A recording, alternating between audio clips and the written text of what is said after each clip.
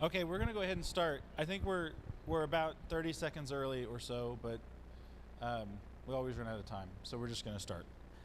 We're picking up where we left off last time we had class together, talking about. All right, so now that we've sort of covered a bunch of information, what do you do with people who disagree with you, or in particular people who perhaps reject Jesus, reject the gospel, or have been maybe raised by a family of believers and have left, or themselves have just decided for whatever reason to leave? And one of the first things that we have to grapple with is the fact that not everyone wants to follow Jesus. And that hurts, because sometimes it's family members, or it's friends, or it's people that we love and care about. And there is no guarantee that anybody is going to choose to follow Jesus. Some people just don't. And that is not an easy thing to grapple with. In fact, sometimes we just refuse to believe that someone that we love or know could not want to follow Jesus. But that's the reality. And we don't ever want this to happen. And so we have to, as we're recognizing that, the first thing we have to do is deal with or realize that that desire that you have to not want to let that person go is the same desire that God has for that person.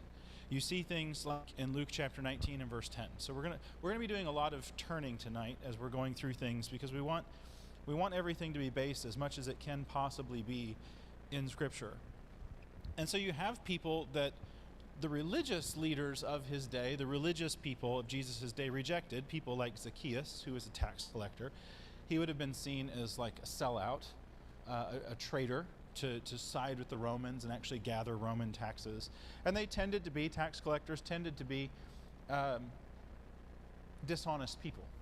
And there's the sort of the label that you got, because you would take a little bit extra and sort of skim off the top. And so at the end, after all of the details that happen with Jesus meeting Zacchaeus, he says in Luke chapter 19 and verse 10, the Son of Man came to seek and to save the lost. That's a pretty powerful statement. Jesus is telling you that his purpose was not to come to save people who are already okay with God. Jesus is coming to save the people who are lost, people who are at enmity with God, people who may not even realize they're at enmity with God. And in saying the Son of Man has come to seek and save the lost, he's really come to seek and to save everyone. Because there's nobody who doesn't need Jesus, regardless of how good we might think that we are. And you see that in other statements like John chapter 3 and verse 16, where God so loved the world that he sent his Son, so that whoever believes in him might not be lost, but might be saved. And so you see that in places like John 3:16. You see in 1 Timothy chapter 2, where the will of God is specifically stated. This is one of my favorite statements. It's in 1 Timothy chapter 2. We'll read that one. 1 Timothy chapter 2 and verse 4. Right, so God, our Savior, desires all people to be saved and to come to a knowledge of the truth. And what will happen is people will qualify this and will say, well, he doesn't really mean all people, because if God wanted all people to be saved, then everybody would be saved, because who can resist God's will? Well, did God want Adam and Eve to sin in the garden? I agree, Isaac. The answer is no. He did not want them to sin. In fact, he told them exactly what to do not to sin, and they chose to do the opposite. Did God want the things in the 5 cities in the plain to occur as they did? No. Did God want David to kill Uriah? No. There's lots of things that God doesn't want to happen that occur, because there's a difference between being sovereign and getting your way all the time. That's a really important thing. The state of Tennessee is sovereign over you. What does that mean? That the state of Tennessee is, assuming you live here, right? Assuming the state of Tennessee is sovereign over you. What does that mean?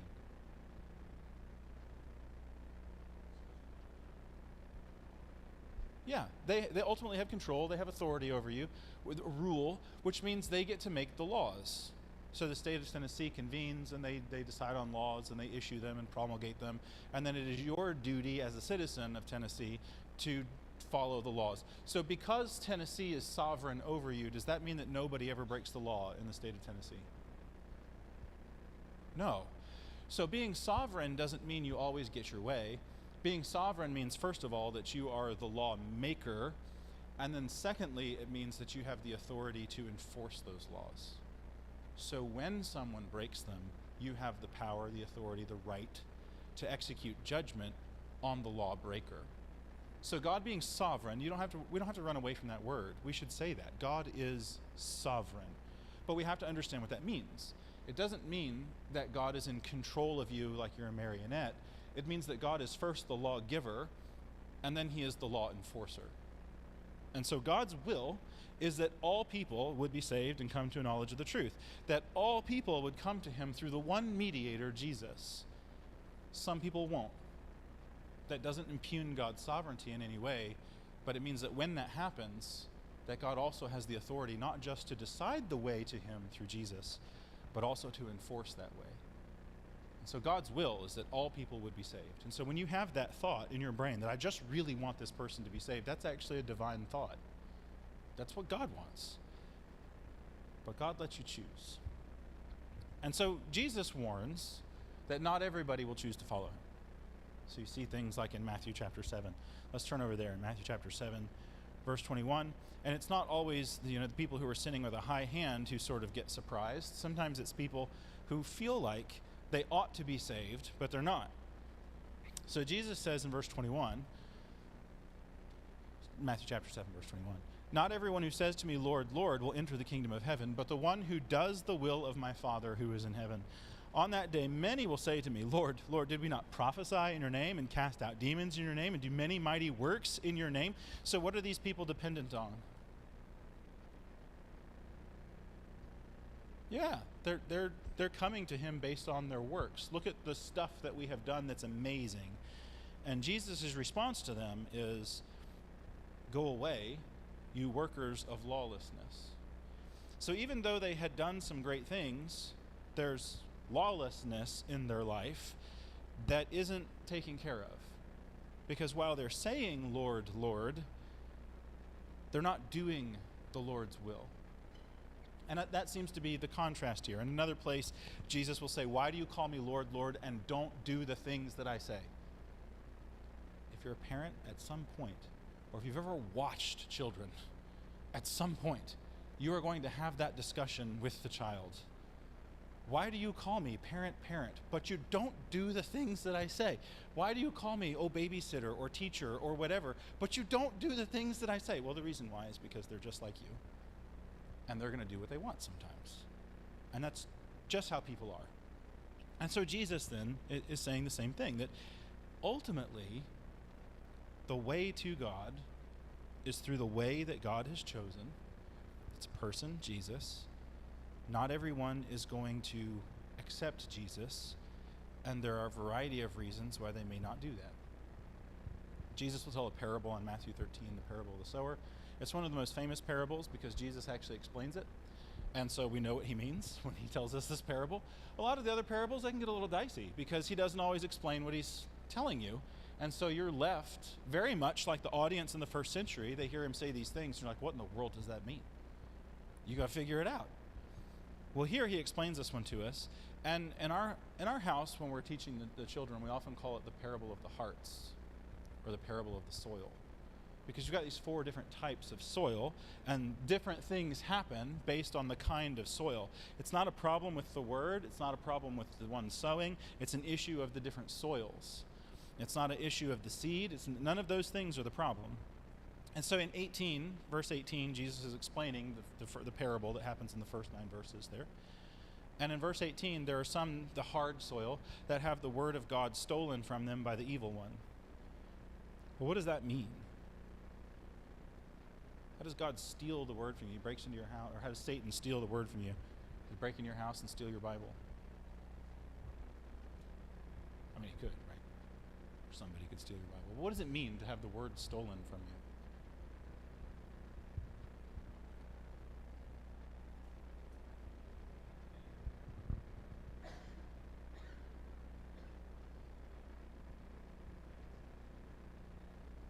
Mm-hmm.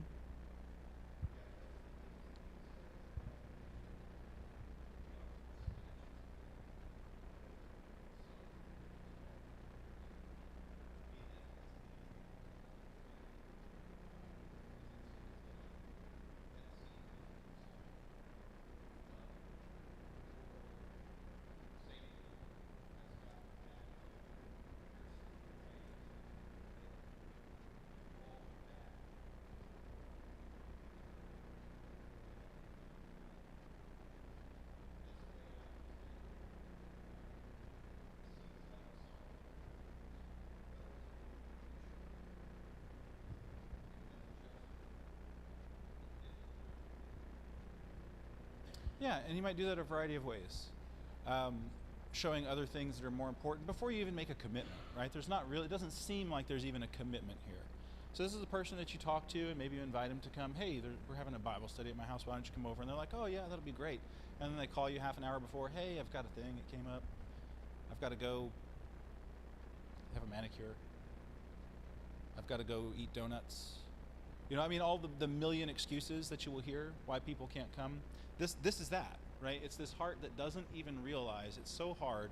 It doesn't even realize the need that it has. And at this point, we'll talk more about that later. But at this point, there's not much you can do, right? The tool that God has given in order to affect results, the Word of God, it's not even given an option, a chance. The next heart is the one that is faithful as long as it's easy, right? So the Word is going to actually take root, it's going to spring up, but then it's going to die quickly. Have you ever seen somebody or known somebody who they're interested in things only as long as it's easy?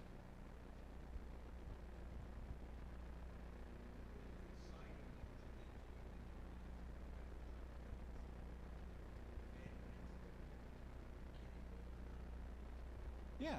Or with things that aren't even spiritual, like baseball. You sign kids up for t-ball and they love it because the ball's not moving, it's on the tee, you hit it, you can run the wrong direction and everybody cheers.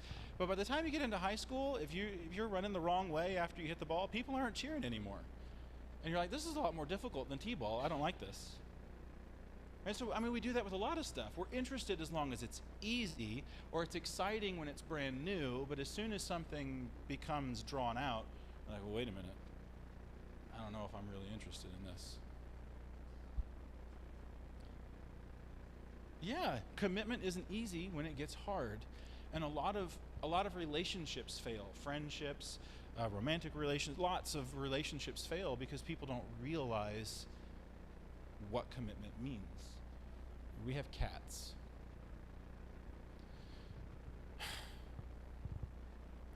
I like cats.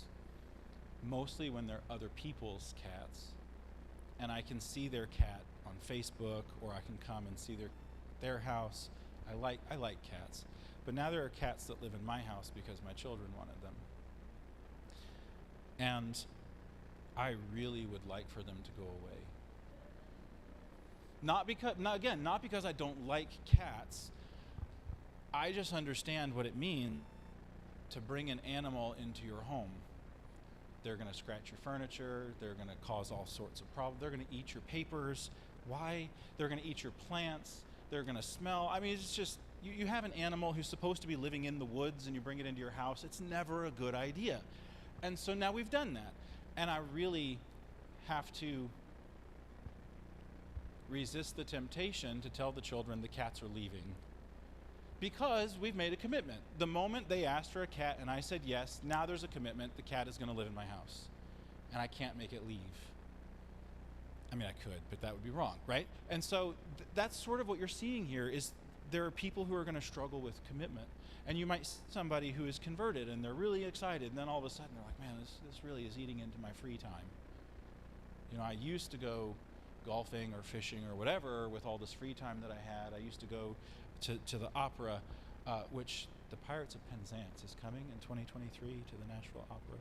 You should go. So I used to do all these things, but now I can't because my time is being eaten up by this other new thing, and it just has to go away. We're going to run into people like that. And when they make that decision that other things are more important than God, ultimately you're right back where you are with the person whose heart was hard, and the word didn't even get a chance to come in. The next one is people who get caught up by worldly things, right? This rocky soil. And Jesus will give you a few different things, but it's worldly pursuits and passions, power, the cares of this world, money, those types of things. And he's going to say that they're unfruitful. That's an interesting word. He doesn't say that they aren't wheat. He doesn't say they aren't plants. He says they're unfruitful. So this might be the person who has the appearance of religion in their life, but they don't have any of the fruit of Jesus in their life. So this is the danger, I think, this one here. This is the danger sort of the checkbox religion. It allows you to sort of deceive yourself into thinking that you're a spiritual person, to thinking that you're following Jesus, but really you're not, because there's no fruit in your life. And that's a really important word, that he doesn't say these things were never the plant. He says these things are unfruitful. The last thing is the good heart, which grows abundantly, and you have an amazing harvest, and everything is exactly the way it should be, and it bears much fruit. And so you see the Spirit, the fruit of the Spirit, in this person's life. Well, if you're into statistics, what percentage of people actually become who they should be?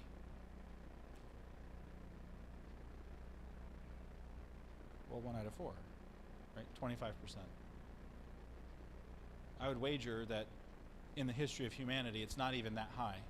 Because I don't think Jesus is giving you a statistical analysis of Christianity here. I don't think that's what he's doing. But if he was, it would be 25%, which would mean automatically 3 out of 4 people that you talk to don't want what Jesus is really offering. Those aren't good odds. Right? If you bat 250 in the major leagues, well, that's not that bad. Right? But that means 3 out of the 4 times you're up, you get out.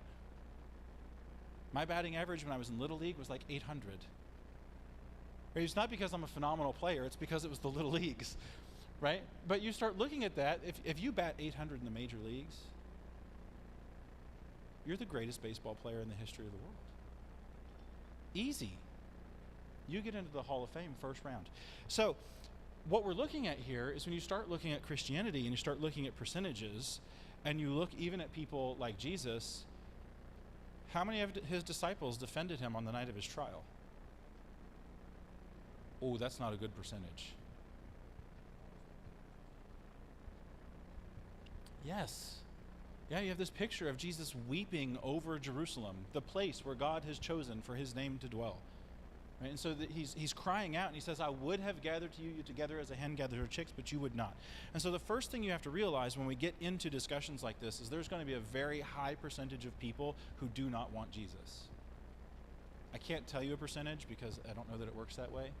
You just have to realize it's going to be very high. I used to go knocking on doors in Southeast Texas, and the number of people who would even talk to you when you knocked on their door was like 1 in 60. It's not very good. And then the number of conversations that you have that are past, oh, we're eating supper right now, good night, right? That's more like 1 in 100 or 1 in 200. It's not a high percentage. So why do you knock on doors? For the one, right? And so we're not in this, in a sense, it's not a numbers game of, oh, we're doing this because this is a really high yield activity. That's not why you're doing this. Jesus, talking about the lost sheep, is going to leave 99 to go find one. Right? And so that's why we do this, is because even though many people will not want what we're offering, somebody will. Yeah.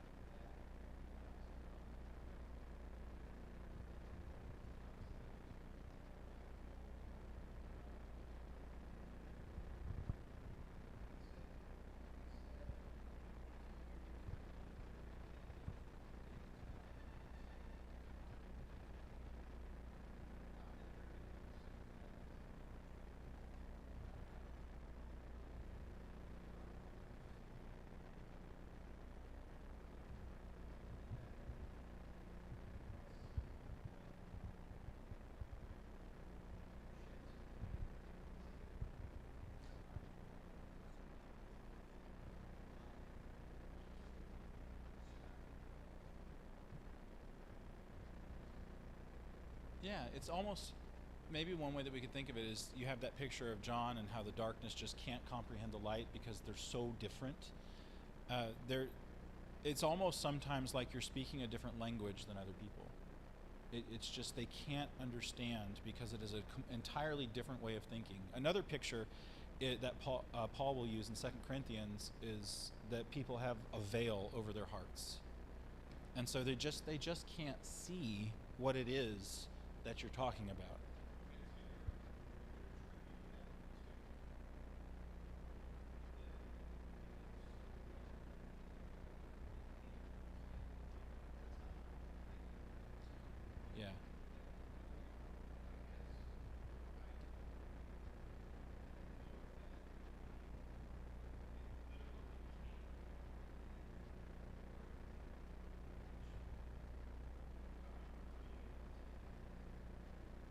Yeah, that would be like, yeah, that would be a very rare occurrence. So generally, it would be like they don't get what you're saying. Does that make sense? Um, so some people don't even want to follow Jesus. Some people will follow Jesus and then turn back. And you have Jesus, he talks about that. You have in the image of Lot's wife in Genesis 19, the angels come and they're pulling Lot out of the city and they warn him, don't even look back. And she does. And Jesus will reference that in Luke chapter 17. I think it's verse 36, 37. In fact, let's look. It's the one that people put underneath the clock at the back of the auditorium. The first time I saw that, it made me laugh. Underneath the clock, it was "Remember Lot's wife," which isn't a funny. The story's not funny, but yeah, it's verse 32. But that idea of people looking back at the clock. So the image is, it's not just that she looked back, like she looked on something that was forbidden, like Indiana Jones or something like that. The image is that she wanted to be back in the city. It had such a pull on her that she didn't want to leave. And that's something that we have to recognize, that depending on your upbringing, that may never have really been something that you struggled with. But when you're brought up to think and live and act a certain way, and then you're being drawn out of it, it can be hard to leave. Because you're having to learn to think in an entirely different way. And you're leaving, oftentimes you're leaving family, you're leaving friends, you're leaving all of your former connections, and those things are powerful. They can draw you back. In particular, if that's where your identity has been coming from. You see that as who you were or who you are. And people are going to say things like, well, you're abandoning everything you've ever believed. You're abandoning who you are. You're changing who you are. And that's hard, right? That pulls you back. It draws you back. And it's important that we recognize that people of God are not exempt from that draw. Just because somebody is baptized, it doesn't suddenly make the world no longer appealing. And so we have to recognize that is going to be the case sometimes. You can see in a variety of passages, like Peter is going to say that judgment begins at the house of God. Jesus will say things like, whoever puts his hand to the plow and turns back is not worthy of me. So there's all these images of this necessary perseverance in order to be a disciple of Jesus. Some people are going to leave. So now, once we sort of deal with that, then we have to look at the different types of people who leave, because we're not going to address them all the same way. Sometimes people are deceived. They want to do the right thing, but somebody has taught them or showed them, or they've read something, or somehow an idea got into their brain, and it has led them away. They want to do the right thing, but they've been deceived. So that's one kind of person. Another type of person is somebody who's struggling because they're still learning what it means to be a disciple. Maybe they don't have it all quite figured out yet, and they're sort of maybe going back and forth, being tossed to and fro by the waves, like you'll see, like Paul will use in Colossians and Ephesians. Some people are never properly taught what it means to be a disciple. So that's our third person. The first is they're deceived. They want to do the right thing, but they don't know what it is. The second is there are people who are still learning. And the third is that some people are never taught properly what it means to be a disciple. And we've talked about this before, use the Bible trivia game as an example, about how my kids can answer every single trivia question, but knowing that trivia about the Bible doesn't really teach you how to be a disciple. And so there are some people that don't know what it means to be a Christian. They may have learned a lot of information, but taking that information and learning what it looks like in your life, those are two different things. So the third person is just, they don't even know what it means to be a Christian. A fourth type of person is that they just use religion to get what they want. We're not going to talk much about that one, but that is like Paul talking about the people who preach out of selfish rivalry. You have some people who reject God and are indifferent about it. It's just not for me. I don't really care about it anymore. I mean, I'm glad that's for you, but it's just not really for me. And then you have the last type of person, the sixth type of person, is somebody who rejects God and also hates him. One of my favorite debates that I ever saw was between a man named Christopher Hitchens and another gentleman named John Lennox. And during the debate, Christopher Hitchens was an atheist, and John Lennox stopped him in the middle of the debate, and he says, you know what, Christopher, I've just discovered something about you. You claim that you don't believe God, but yet you also hate him very much. And that was an eye-opening moment for me to hear that. It's like he really does believe that there is a God because he hates him so virulently. And so there is this sense in which there's that kind of person also. And so out of those different people, different individuals that we meet, there should be different responses. We're not going to deal with each person the same way because it just wouldn't be wise. And that's why you see in Proverbs, answer a fool according to their folly. And then like immediately afterward, do not answer a fool according to their folly. Have you ever like had that conversation in your mind with Solomon and you're like, all right, well, which one is it? Do I answer them or do I not? And well, it depends, right? It depends. What kind of fool are they? Are they the last one who's just nasty and mean? And if you get into a discussion with them, like my dad used to tell me, never get into an argument with a pig, because the pig's just going to drag you into the mud, and the pig enjoys it, right? Or the way Jesus words it, don't cast your pearls before swine. So sometimes that is the right answer. Don't answer the fool according to their folly. And then other times, even though they're being foolish, right? The fool says in their heart, there is no God. They do need you to answer them because they need somebody to sort of show them the way. Wisdom is the way that you figure out who is which and which one to use. So the way that we answer these different people changes. It's going to be different based on who you're talking to. Let's look at the person who is deceived first.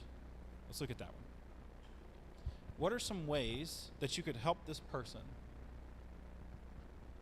Maybe they were brought up in a family who has instructed them and brought them up. They've been a member of a local church, and then they've decided to leave for a wide variety of reasons, or whatever their personal reason is. How do you bring that person back? What do you do?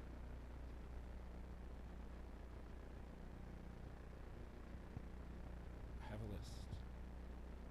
It's by no means an authoritative list, but it's at least a starting point. The first thing I would do is find out exactly what it is that they believe that's different now. What changed? And I think that's a fair question.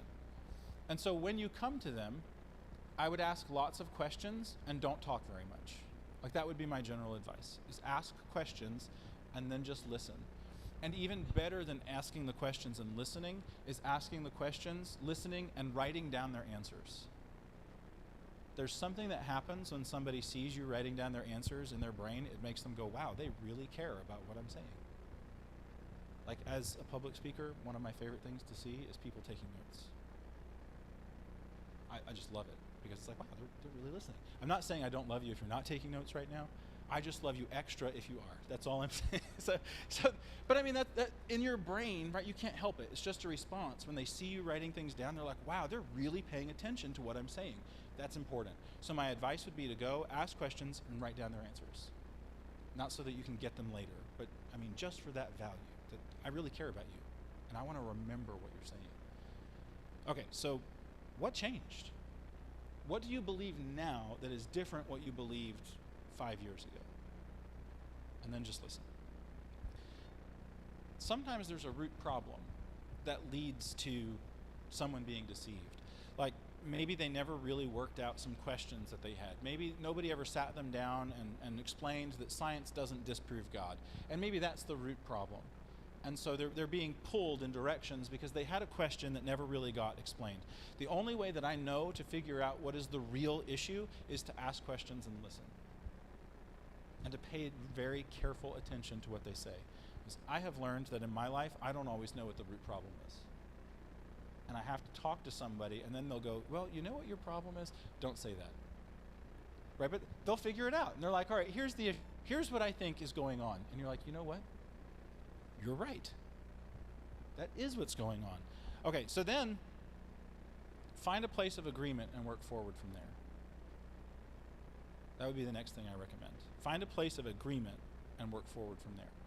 This is important because they're not your adversary.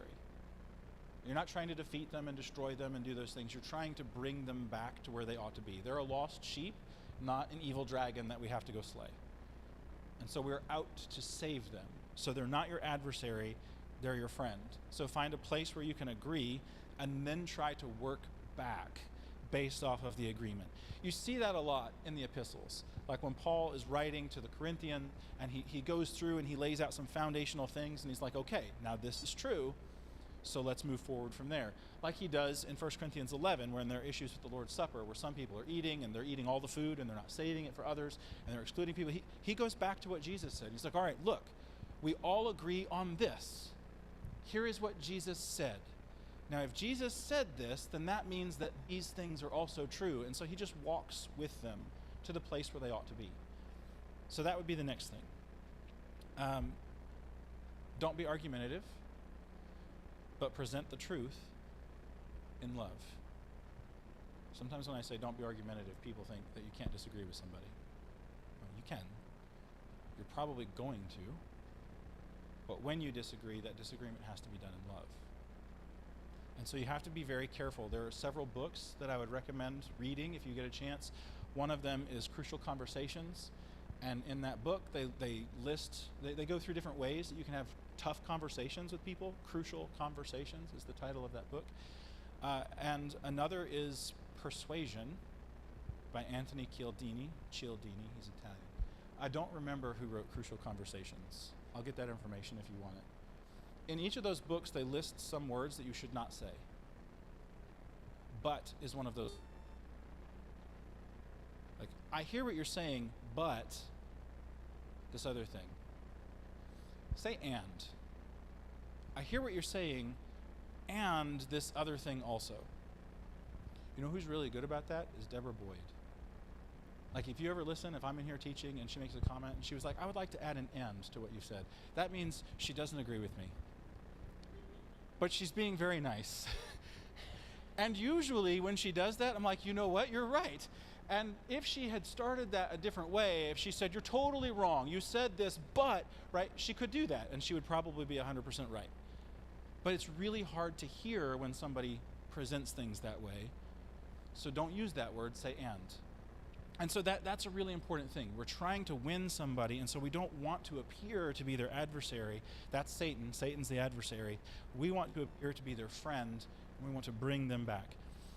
The next thing, have you ever had a Bible study with somebody, and you're sitting down and you're talking about religion? What do they want to talk about? Everything.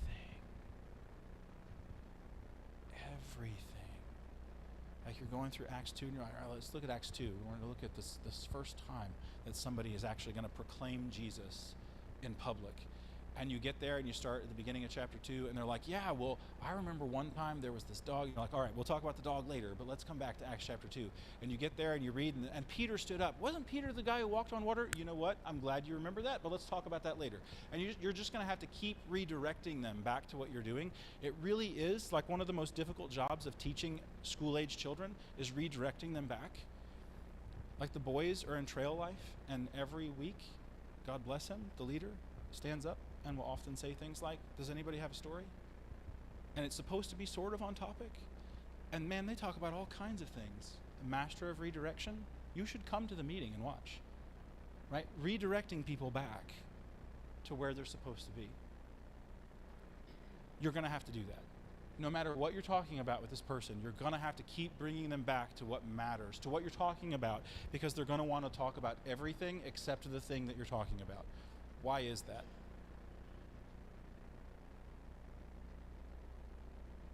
They're scared, is one. It's uncomfortable. They know they might have to change. Right, all those reasons. And so it's much more fun to talk about baseball or these other things. It's much more comfortable to talk about anything except the thing we need to talk about. And so you're going to have to redirect constantly. Yes.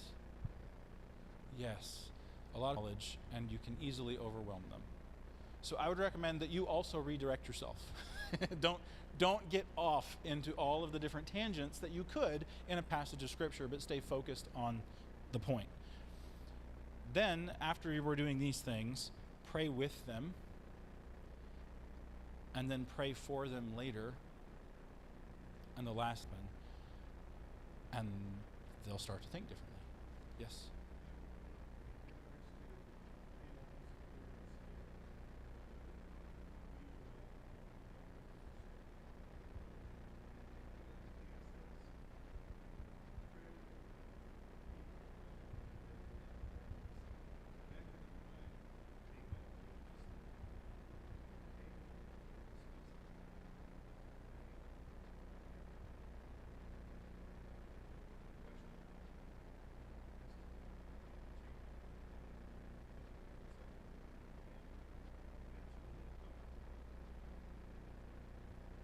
Yeah, there's always going to be peer pressure, whether it's from your family or friends or from a social group. And the most difficult peer pressure to deal with is from the side. So if you have younger children and you're a parent, I would highly recommend that you choose your children's friends in a way that they don't know you're doing it. But choose their friends, because their friends are, unfortunately, just the way human brains work. Their friends are going to have more influence over your child than you are. It's just the way we are. We tend to be influenced more by somebody that we see as an equal than we do as somebody who's above us or below us. So choose your children's friends wisely. And that's equally true when we're having a Bible study with somebody. They have this group of people who influences them, and that's going to be hard to overcome. Once they let people get close and they have this, this close-knit group of people, they're going to have a lot of influence over them, and you're going to have to deal with that. You're going to have to deal with those pulls and those pushes, and it's going to be hard. And it's going to be a very, very long process, most likely. The number of people that I have met who, no matter what we're talking about, whether we're talking about converting somebody for the first time or maybe dealing with somebody who was a believer and now they've left, no matter what issue you're talking about, the number of times I've sat down with somebody and the very first time we had a Bible study, they're like, this all makes sense. I'm ready to become a disciple of Jesus. The number of times that has happened is like 5. Maybe. Once in my life have I seen somebody with no religious background at all walk into a church building, hear somebody preach, and decide to become a Christian. Once in my life. And that was like right after I became a Christian, so unfortunately I sort of thought that was like normal. It's not. It's normally a very drawn out process, so we have to be patient. All right, we'll talk about people who need to learn more about discipleship later, because that's actually something we're going to talk about in a separate topic.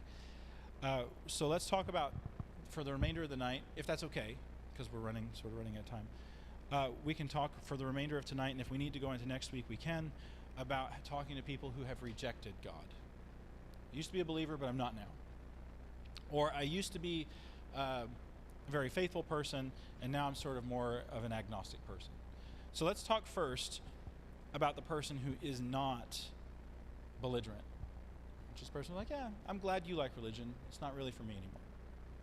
How do you talk with that person? First thing, again, I would recommend is be patient.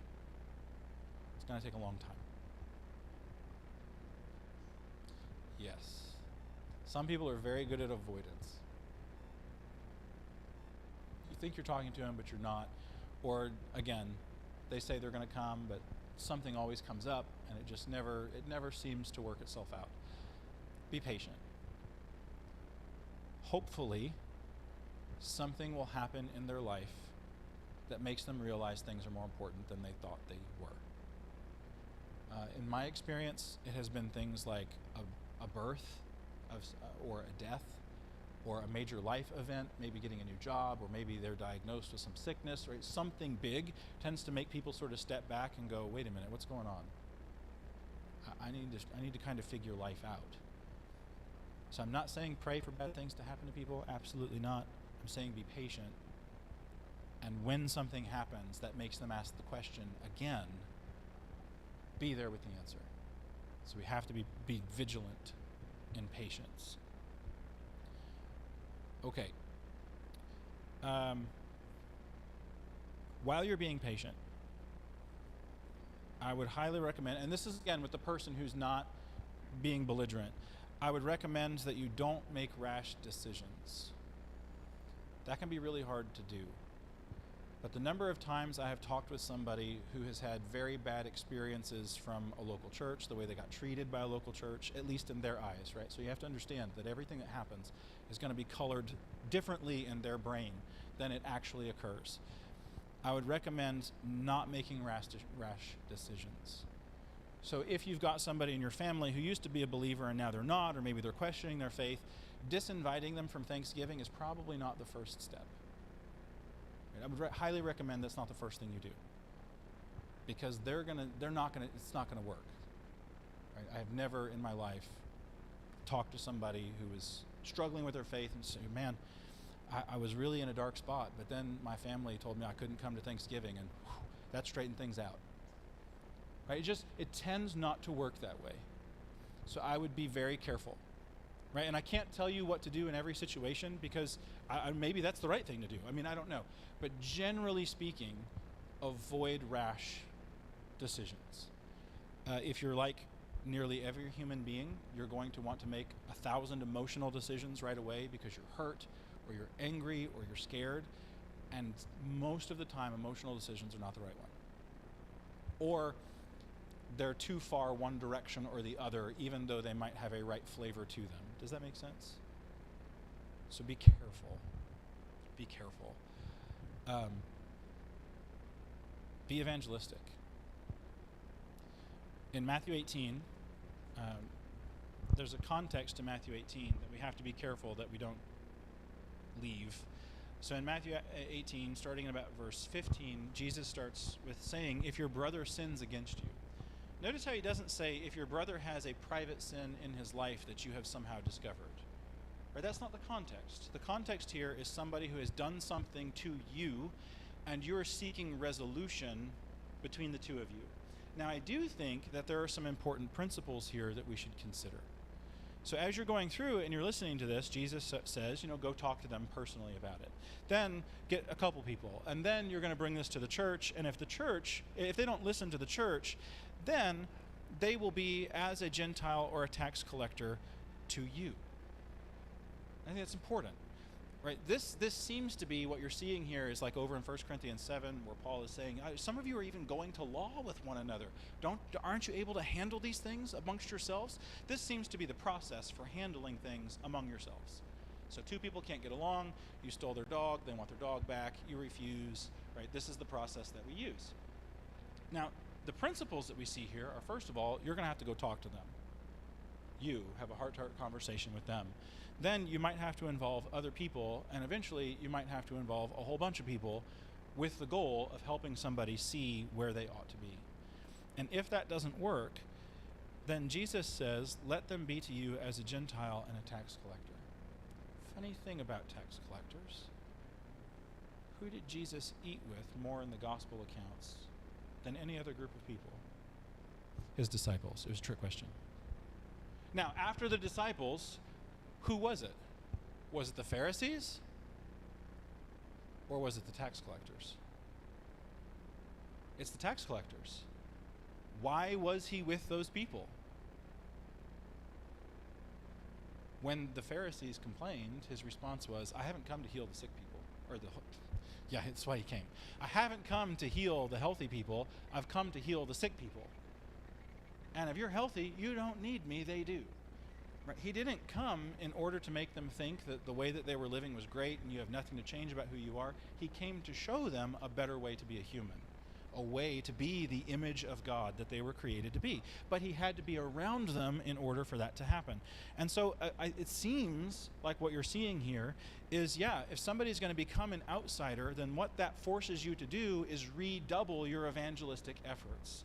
Before they were in the fold, now they're out of the fold. What do you do with the sheep who are gone? You go get them.